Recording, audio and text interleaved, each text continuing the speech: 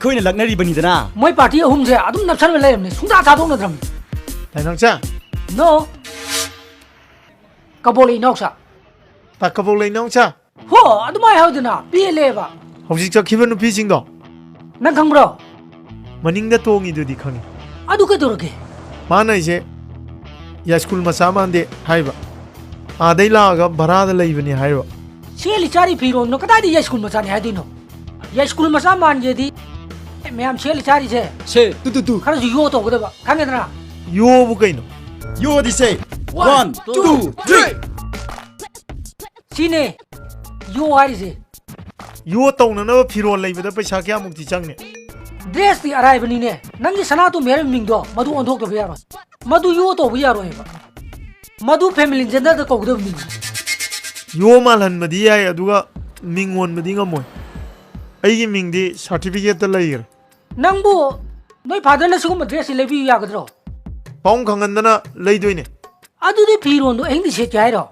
युमदा अखोय पाउंग ममांगदा सेटलोय मपान थोगा सेटोइने अदो अइदि लैबे जोयरोय कदाय यावगे खंगदे ताकबो लैनौजागा समिनजिरा हो हो यारे मसी सेमजे हे सेमजे ताइरौसा तरीत मखाई पाउसी तागे तौनी सुखसिंग सिंगदबनी नेसी बाबा बाबा कइनो कइदोरे रुपा लिसिंग अनि गथा पिउबा करिगी पैसानो लाइक लैये तौने करि लाइरिंगनो लैदोरिबो आई मेडिकल एंट्रांस यावनबगी मरी लैनबा लाइरि खरा लैये तौने करिनो हारिसिबु रुपा लिसिंग अनि चंगद्रो बाबा मेडिकल थाबसे फागिरो लाइक याम पादा यादवने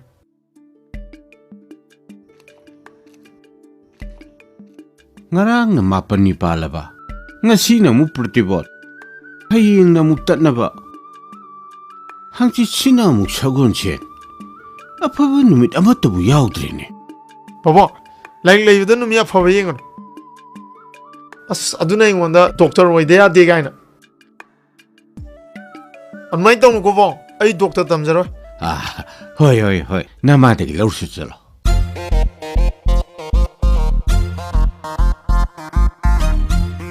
pai ibani सादे त हौरजे नाउ जा खोंगत प बॉक्स दे अनौ बम काय पाउता अदो ओती काप कापती हे खलगे अखोय फॉरेन द लेउरि अहल मंदिंगिना मचा मसु अखोय बु नुसीबिदना बॉक्स ता प थाबि रेनी ने खल्लु बद नुंगबु नुसी कपु कपनिंगी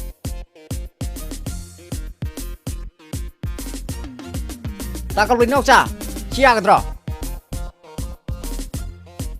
सिदि अखोय सर माइकल जैक्सन उपदुबु मालिने चप्पु चारे सिमदि युंसे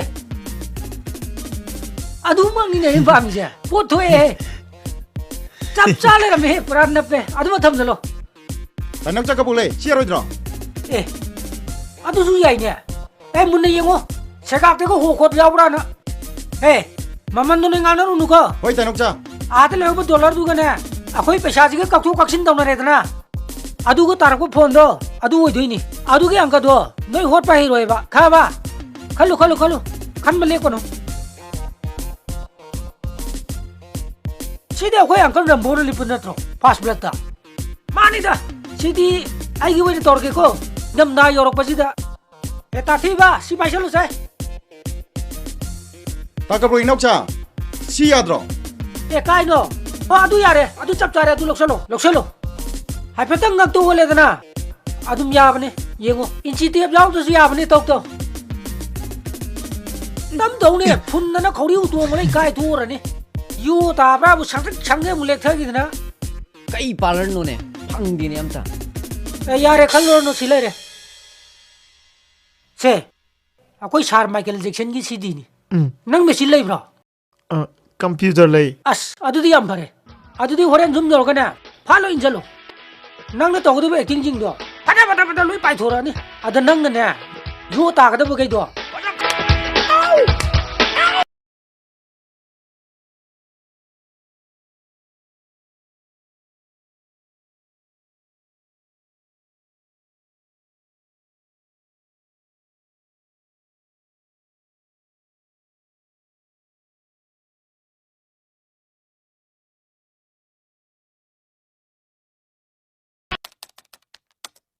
कदाई दैनो इसै मयाम हौन तारि सिबो Bunga Hay nang mutum ba brane sa kam sa ro dro. Law sak sa ra se. Hay ma, ibungo. Nang di kai daure. Sa gra kanji da kampora me indu nang lai duna. Ima ai lai ho re. Ha. Hay ma. Lai bak ti ini lam ta lai ti na. Ima ai lai ho si de haksang gak tane. Ko yaw da bi lai ho ne. Adu di kari lai ho khu ho no. Se kampan ji lau thok se. Ima na yang ne nan bi. Ima lok thu no ima. Na la kan. Na la ge la kan ne si lai ho si. ai bungo kai dore haibeno ne Lai ho re ye. adudi ising ing budu toroga masadu khara na to piyudana Pong yare. Ai ngak ta tumina lai. Swai da lang bi ra no. ai aingonde guli im lewi chagi sasaluduna phanana ba Pong gi expire over guli do ai chaning de. Marai phajagi ni. Laik thi ni na bazar manung do ko chalu re. Laik ni na phangju phang de. Angang gi lai to makhoi ma pa ju khra lai bi ba ya bani. Angang che sa gra ba nung sa je thadok pa du na ri ni. ah pise pik lengai degi boarding gi hostel gi hina bide sumle tana mapan gi irang je karim ta khangdre mamin mai khara singna ba haidana thadoi bane aina lahaudo hanbring handa handraga pabung de guli le ah potharo Bungo se hip tharo se ima kang hang ga thabi ra ma ge se. Se. Yani ma ai thajarage ba. Nang chalo ba. Ai thajarage ba. Ima chalage ko.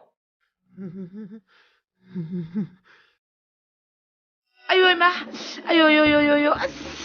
Ayo. Kani no thil jina. Ayo.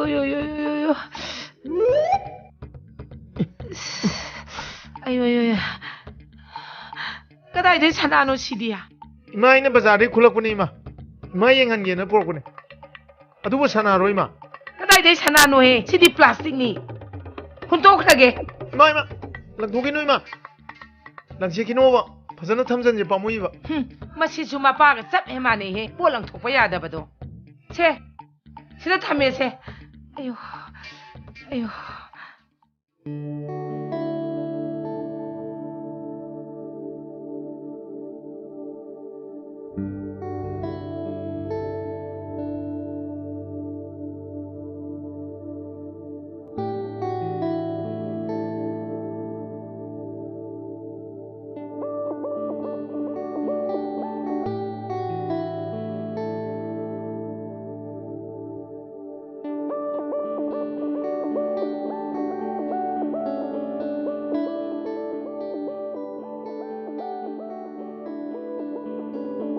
Si wara di ya school pa khang.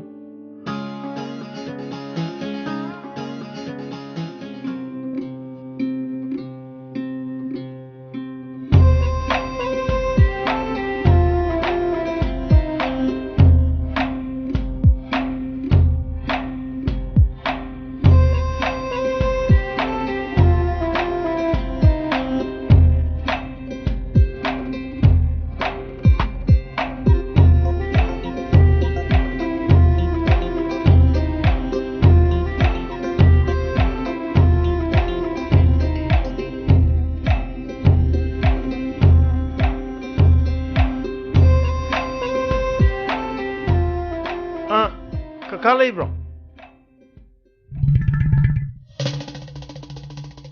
Shit ama turam mane loi razala. Aina tuba natte akhoi apa na tuba ne apa da hango Angtang kok thok pirak kera. apa mai bot la khang e chong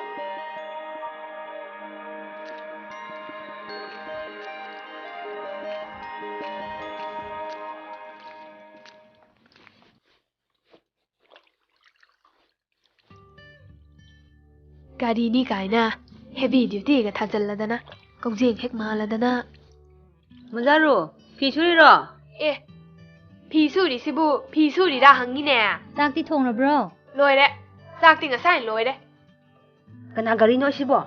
Thosiro. 동시 thâu được cái gì Asimu kudai start oge. adu thori ba nupa do adu ne hena nong ning jani lạc bro manung chang khie ngai se apo sit ka loi segai de sagai ram ne pat lam ne sida iram ni start of pham Pabung da hairo kaka ne निनी हमनी सिदा सोइदन पेराने होय का चल चल हाय तब इजने ननु रे माइदम गरी तो हुन तरीफम को ताई तो गाड़ी जे लौरगे दागी गाड़ी सिबु स्टार्ट कदाई तौगे सिदा तौबने दा गाड़ी सिदी यो याम ताइको दा हेंसु लाओ को दा गाड़ी द थौबु तमगे बा होय आई चलगे होय चलो चलो गाड़ी से मसक सिगा याम जानम वानिदा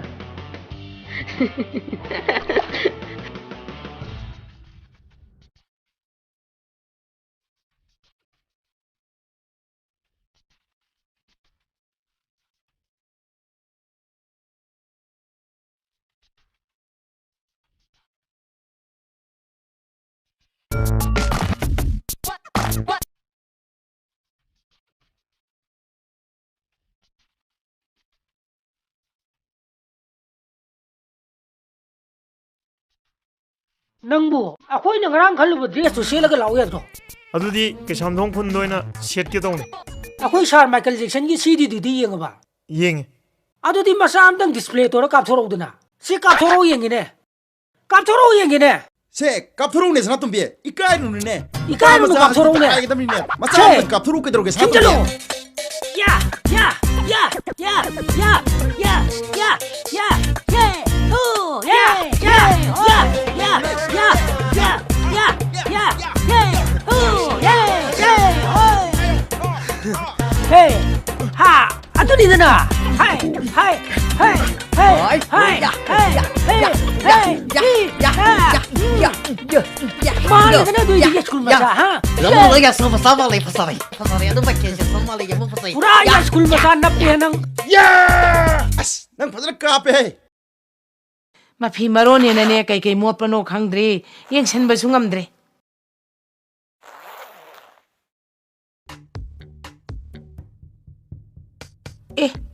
kai dai khonggau se gai bano sidi haima sibu kai dong na doina chuk am nan thami sibo mapa ga sap e mane he se gai tu kai ba se amatta lang thuk sia da ba manzaro handa ga gangai se ven ama waira ga khunthun ma koi si ko sin thung na ba chat khai se jang ka pum chalu se khoi ine lai moi khun na di phanek su yam sai hai phanek su khara yengu se lai ru se नोई दे खुजन Feng no नसम same लेर बा आई ने चा गिलास हम तो same लो वे दी ता दी ने ai ngon da sai cha lo lo hai ram bane kaw re यामुंग सना जाओ की मचा नुपा दु लागते ने मागी सीट तु तु बु लोय रबनी नोई ने लगन मन दु नै काय दु न लागते जा लो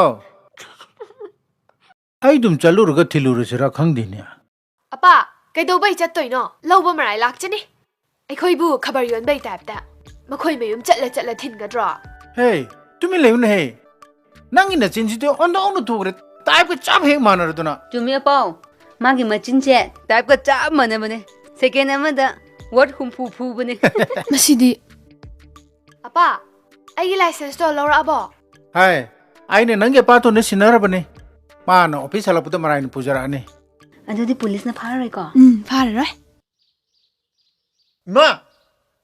इमा kai daure kari haige आई खंगाव पुरी खरा उपु मनुंग दा थमम मदु उब्रा pu manung da haibadi nangi segai ba singduro अदो कदाई थमगे बा aman madu kai de sinage haino aina mora yom bi lakpadu da mora ga on thong nakhre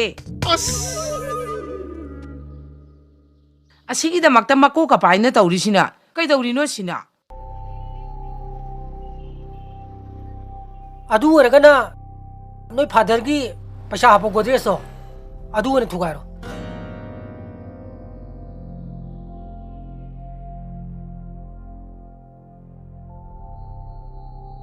तैनौजा आई अदु ngam dong man de khoi paungi upudu soni pa lole adu ergana noi mai sana do kokchalo kaino satpu satu odi paisa khar di phangni dana adu di nang problem du so boy dana sana du so arupane da sa ni he belti ski apa ku na tro madu sanaya man mani he e ko fai nang sei du ngak lipu ke torake somna kok thada na dawri se khara khan na khot na tawgi dai de A Flalam lady. กะรีปลาโน Top like Tagida Yasul for to the Sasala set at house. กะรีมารองกีโดเนชั่นจะตัวโน Akoyamungi, Furico later. พอดีทั้งเราเลยรีโดเนชั่นจะปราบุปุลับลานั่นตัวคนนี้เห็นนัดรังนั่งนัดรังงำนั่นเลยยังไงเด้อคุยงานนี่ใช่ใครมันตามมาเลยเนี่ยตาราตัวขันยังไงเด้อ ไม่สปีกเกอร์ไลน์จะงานทั่วมันนี่นั่นทั่วเนี่ยเสีย Eh, ชิวจะตามมันนี่ตาระบ้า Mayam Kagang Nagrake. คุยงานสายที่งานนี่ใช่นั่งมาคุยที่หกดูระบะยาเร่พอดีลีเลยตัว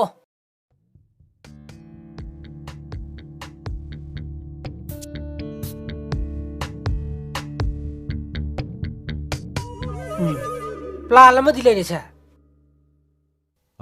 ฮัลโหล ซิวปะบุ้งฉันจะจ้าบุระ มานี่กันนานตักพิว ปะบุ้งอีฉันเอาปาตัวเสียสังยองตัววิพาร์ ฮะ ออฟฟิศส่งถึงไงเด้อดูนังเด้อลูกทุกคนละกุยเทระก็ดีพาร์ด้วย อีบุงอ่ะเสียสั่งนู้นดิสุดเลยนู่นโจเล่ให้ตัวนั้นน่ะการีดฮับตัวนี้ไอ้หลักสิเกมาพุ่งกระไรตัวหรือเปล่า เปเลสเกตมามังเนี่ยปะบุ้งมาต้องอีฉันเนี่ยมีขังวิวเชนดุงกระไรยาววิโร ก็นู่นให้ชิบูเฮ้ยมาม่าเฮ้ยการีสีสั่งดูปรโอยนับปาลักที่วันที่กระข้างดำนี่นะฮะเสียสังสุดดำนี่นะเอตัดที่บ้า Yes, sir. นักเชตกระกันเรา Hoy, นังอีสปีกเกอร์ตัวซาแล้วก็พักดุนตานะบะขังเงินนะ Kangani. เอกุฟ้านังอีนงไม่ตัวรังกระกูคนนี้สวัสดียามกันนักสลักกันนู่อาศัยวันโทเลย Hoy, they don't say Kabuli. เอ้ยใครเนาะตากาบุเลยกันเดียซาอะไรอยู่เนี่ย Yes, ฮัลโหล sir. อาศัยเลยปุ๊เอสัตย์ที่บ้า เอ้ย yes sir นังว่าเจ้าครั้งงานตามนี่ ไว้งานเก ประชาคณะทงนะบะ ยัยโอเค โอเคนังขังเงินนะ ข้างนี้ นังเดปังเงินดีบะประชาพังเลย Takabulay nong cha. Lupa lising amadi pabung day log je. โอ้ยยาเรยาเรไอ้ขังเงินตัวอะไรนังเดมาตัวมัวลันเอเชลูโก้ yes sir เฮ้มาปะเลยนี่นี่ปุ๊ชันเฮ้นักขุดตุนนักร้องจะเล่นน่าไปเลย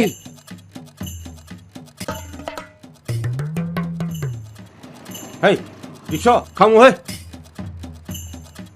เช่นั่งกูเช่สิล้อเช่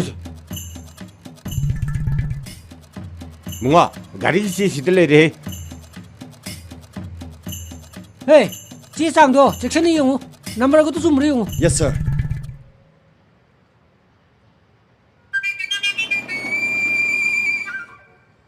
การีนัมเบอร์จีก้าอินจินนัมเบอร์จีก้าผู้ชายนั่นเดี๋ยวเนี่ยป๊อปนัมเบอร์ตัวมาลีเนี่ย ก็ได้ถึงนู่นด่ะมีคัมปานีเด็กอันเบลลี่บันนี่มันพูดอาหารประตูมุเซ่ไอ้มันพูดตัวมุเซ่การีมารีนิโก้อามันไอ้หุ่มมันนั่นแหละบิฮารีปานมันอายุบักกังบุโก้ อะดูอยู่นัมเบอร์ตัวมาลีแต่ป๊อป พี่โรไอ้ยังไง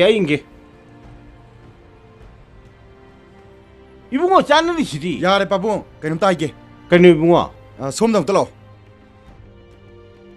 คุยดิวตี้เลยมาใส่ได้กินเนี่ยคุยน่าซาจะสังบัดเนี่ยสิพายกี่ร้อยนะวะเลยอะดูน่าไปชาคราพิรม กันนี่บุ้งว่าซีซังชูร์ดับบุกันตัวไม่พิสาพิดอริโน คุยน่าพาริเจเจ๊จังชูดริงเดพาบเนี่ยมามังเกวารีเนี่ยคุยน่าซาดิจินะเจ๊จังจีดีหกจิตตัวปูรุลักปเนี่ย บุ้งว่าไอ้ป้าบุ้งพิสาพิงมั้งซีซังเช่ไปชินเจอร์กี้ เฮ้ยคุยออฟฟิศกี่บ้านตัวกู Go มา again. สิออฟฟิศตัวปูรุกันสิ บุ้งว่าก็สุกัยเด็กเขาเลยสินู่นพิสกังบุโตไอ้ลุยขังเนี่ยไอ้เซลล์ก็เห็นจะให้เนี่ยร์กี้ Sir, ay phai jin lai sian xiao da bai ni hai dai na. ก้าววิเนี่ยมานี่เลยไลเซนส์เอาด้วยไปนี่เนี่ยป้าบุ้งไลเซนส์เอาเนี่ยการที่ทวีลูกไปเลยสิงห์มาไฟนัดรักกันนะท่ามาจีนนั่นเลยว่ากันนะไฟอัมตะกันลู Pabo, pi thok ro. Lam bi sorok si dai bo ngau ma dong na. Pi thok ro ba ya roi ma. Ai kai ba na loi re ba pong. Pi thok ro. เฮ้ยมาผมมาละขังเดรเซลปีไปยาบันนัดตินเฮ้ยจีสังชูร์ดับบุกันตัวไม่พิสาพิดอริโน Lai sian xiao da bai phai ni si sang chu da bai na ti ba pong. เช่บุ้งเช่ภาษามันสิดาป้าบุ้งอะดูกันที่ยาระทำไมต้องป้าบุ้งเล็กกันนู่นนักสนุกฟ้าสิปันจะละกันว่าถ้วยกับถ้วยที่สิ Pong kok pi thok ro ke do ke pong. Ai chang am la me ba. Pi thok ro ba pong. I kai ba na loi re ba. Lam bi me ya si da. เขาจะป่วยบุลูกป้าลิซิงมันปีบตาดิบตัวสิบุ ไอ้สานิปาโดการที่เจ๊จังชูเดียดนั่นเนี่ยนู่นธนาบระตาปิกเอเบรดุนพาเร่ชาวนิ่งดังงั้นเนี่ยจาก็มัดแต่ซาดเลยไอ้จาก็ทงด้วยนี่นั่งกี่ตัวแกตาเลยอ่ะเช่กูมังงาเช่เราเช่ ꯑꯩꯈꯣꯏ ꯃꯄꯥꯝ ꯆꯥꯗꯣ ꯑꯩꯅ ꯆꯠꯈꯤꯕꯗꯅꯦ ꯂꯩꯔꯝꯗꯕ ꯀꯩꯅꯣ ꯈꯪꯗꯦ ꯑꯩꯅꯦ ꯆꯥꯛꯀ ꯑꯃꯠꯇ ꯊꯣꯡꯗ꯭ꯔꯤꯕꯅꯤ ꯁꯦ ꯈꯔ ꯊꯨꯕꯤꯔꯣ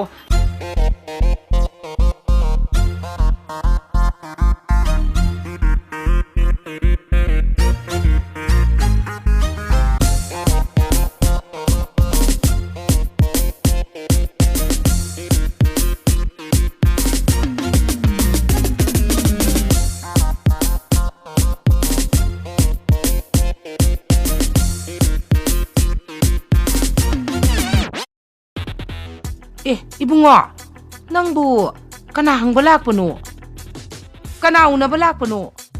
마, 나마이 동tung 원살로 오체 연기, 나마이 동tung 원살로 오니 해. 낭부 까나 노이미, 아이부 우기금주 따우리미. 이마이 또 블랙테이니, 좀 tuition 오자마 티럭보니. 시다디 tuition 따고 와자디 레이티. 예스군다이니 하락프로. 이마 아이 아스파이다 흥자루라게. 레이트레 오늘 말이 어드레스. ꯍꯧꯖꯤꯛꯀꯥꯟꯒꯤ ꯑꯉꯥꯡꯁꯤꯡꯅꯦ ꯇꯧꯔꯤꯁꯤꯅ ꯐꯤꯖꯦ ꯆꯥꯛꯆꯦꯅꯤ ꯀꯥꯟꯅꯦ ꯌꯦꯡꯅꯤꯡꯗꯕꯅ ꯃꯈꯣꯏ ꯃꯌꯥꯝꯁꯤꯒ ꯌꯦꯡꯅꯔꯨꯔꯕꯗꯤ ꯑꯩꯒꯤ ꯏꯆꯥꯁꯦ ꯌꯥꯝ ꯐꯔꯦ ꯑꯁꯤꯃꯛꯅꯅꯤꯅꯦ ꯃꯈꯣꯏ ꯄꯥꯕꯨꯡꯅ ꯁꯤꯗ ꯊꯝꯗꯗꯅ ꯕꯣꯔꯗꯤꯡꯗ ꯊꯝꯃꯤꯕꯁꯦ ꯑꯩꯁꯤ ꯌꯣꯗꯤ ꯇꯥꯔꯖꯥꯠꯅꯤ ꯑꯩꯈꯣꯏ ꯃꯥ ꯃꯁꯛ ꯈꯪꯗ꯭ꯔꯦ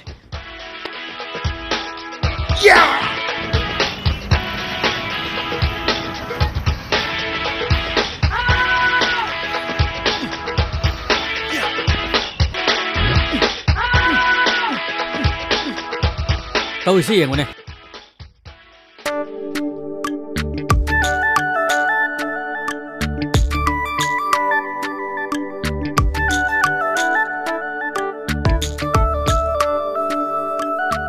아빠, 마침 대리네. 야 스쿨 마차 만데? 야 스쿨 마차 오이라가부 아시구마 드레스 셋가드로.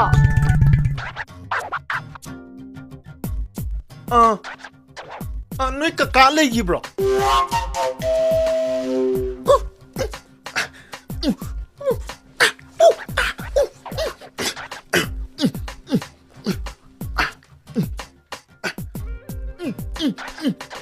아빠, 마이 강해.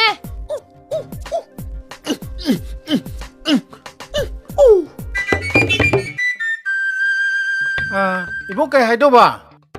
까까 아이기 가리기 sit ama honambadu loigrabo. Karamba garigi sinune? Heavy duty gi bike to. Heavy duty gi dija school digi ne. Nangi duno karambano? Kaka ya school gi dune. Jamung sana jawgi masan padi amukak dine ita. Nahan lamba ibu duno kanano? Nahan lamba dusu aini kaka. Hey, nangi sito loibu kuiribune. Lawba lakta kay dorobno haybini. Oh, lermo lawrugi ko.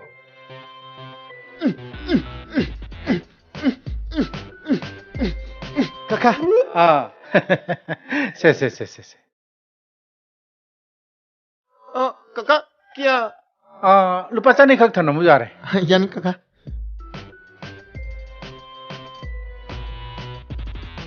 Kasi sur bang ting. Sure.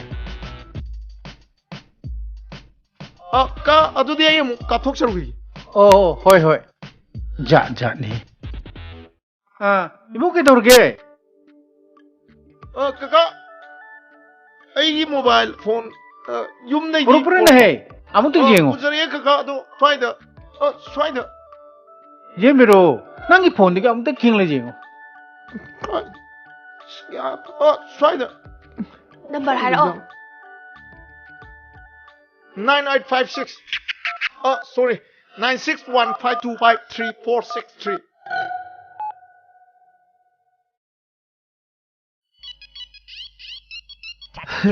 Masih di auto pun itu. Ay confused tau gini kan? Hoi. Ka, thank you. Ka, ay mo kathugi ka. Pasak kasih kita tahu sih. Jahat ni.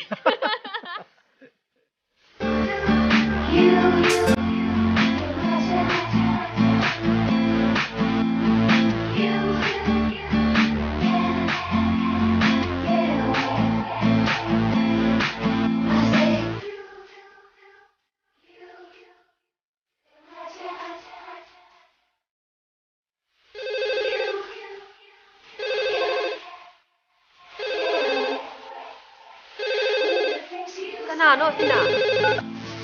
Hello? Kana? ꯑꯩꯅꯦ Aidi kanano? Number khangde? ꯌꯥꯏ ꯁ꯭ꯀꯨꯜꯒꯤ ꯄꯥꯈꯪ He, nang aigi number se kanadagi lauriba?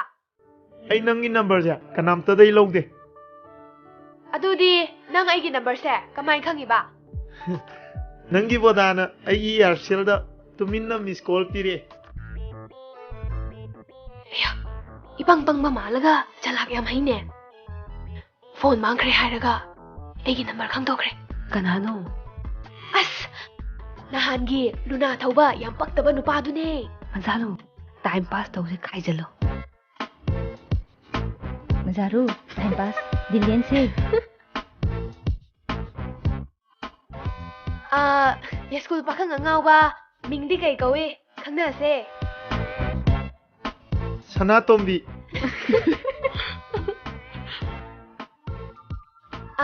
Sanatombi habdi phajade. Nangi mingdo yo Sanatombi ko aduna pakchani. ꯍꯣꯏ ꯌꯣ ꯁꯅꯥꯇꯣꯝꯕꯤ Yo Sanatombi akhoi imanabi singna nangbu masa khangnage ye khangnagera? Khangna hayo. ꯍꯣꯏ ꯈꯪꯅꯒꯦ Hey, ya school ki pakhang se. Khoi na masak khang da ba laite. Nang da ngai de khang da ba. ꯍꯣꯏ ꯑꯩꯗꯤ ꯌꯨꯝꯗ ꯀꯌꯥ ꯂꯩꯇꯦ ꯑꯗꯨꯅꯅꯦ Adu phone na wari sanabadi kanade. Sak phajana khangnase. Numit ma hairo. Hey, hayang unaje hayune. Thujalune.